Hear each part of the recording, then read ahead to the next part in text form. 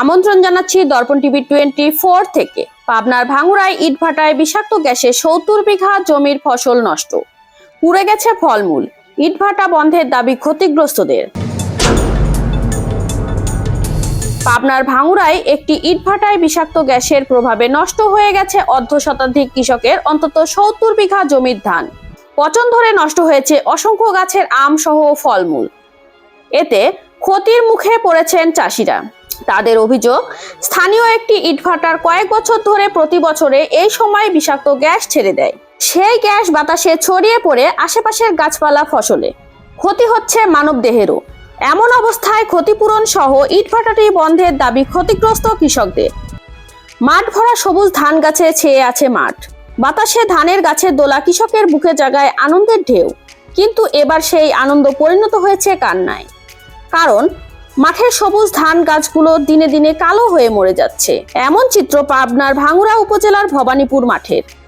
ভুক্তভোগী কৃষকদের অভিযোগ, কিছুদিন আগে পার্শ্ববর্তী HRM ব্রিক্স নামের একটি ইটভাটা থেকে বিষাক্ত কেমিক্যাল মিশ্রিত গ্যাস ছেড়ে দেয়। সেগুলো বাতাসে মিশে আশেপাশের গাছপালা ও ফসলে ছড়িয়ে পড়ে।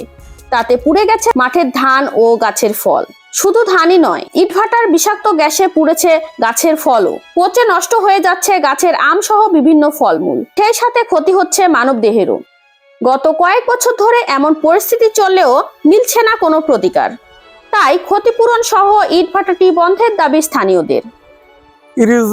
ধানের জমিতে ধান প্রতি বছরই, পার্শ্ববর্তীতে ভাটা আছে। যখন ভাটাটা বন্ধ হয় তখন তারা কি ব্যবহার করে, কোন মেডিসিন ব্যবহার করে আমরা বলতে পারি না, কিন্তু তার প্রভাব এসে আমাদের ধানের জমিতে পড়ে। এর কারণে আমরা বিশাল ক্ষতিগ্রস্ত হচ্ছি এবং এই ক্ষতিগ্রস্ত দীর্ঘ কয়েক বছর, আজ 3-4 বছর ধরে আমরা এই ক্ষতির সম্মুখীন হচ্ছি।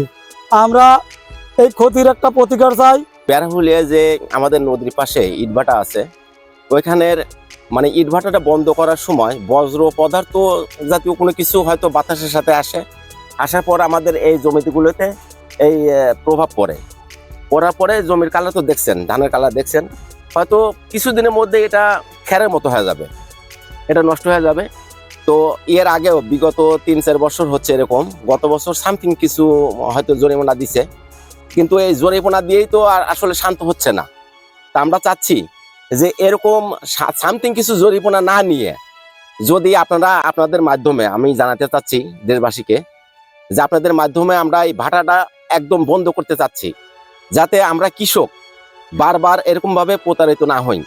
আসলে ওই যে উপরে যে ইটভাটাটা আছে, ওই ভাটার কেমিক্যাল বা ওই যে ধোয়ার কারণে আমার এই জমিটার ফসল নষ্ট হয়ে গেছে। শুধু এবারই না, এর আগেও 3-4 বার হয়েছে। অভিযুক্ত ইটভাটার মালিকের দাবি, তার ইটভাটা থেকে এমন ক্ষতি হয়নি। তারপরেও কৃষি অফিসার খতিয়ে দেখে যদি প্রমাণ পায় তাহলে ক্ষতিপূরণ দেবেন তিনি। শোনেন, আমার ভাটার কারণে কৃষি অফিসার নিজে পরীক্ষা নিরীক্ষা করে দেখবে, ভাটার কারণে যদি কোনো ক্ষতি হয় সে ক্ষতি আমরা দেখবো,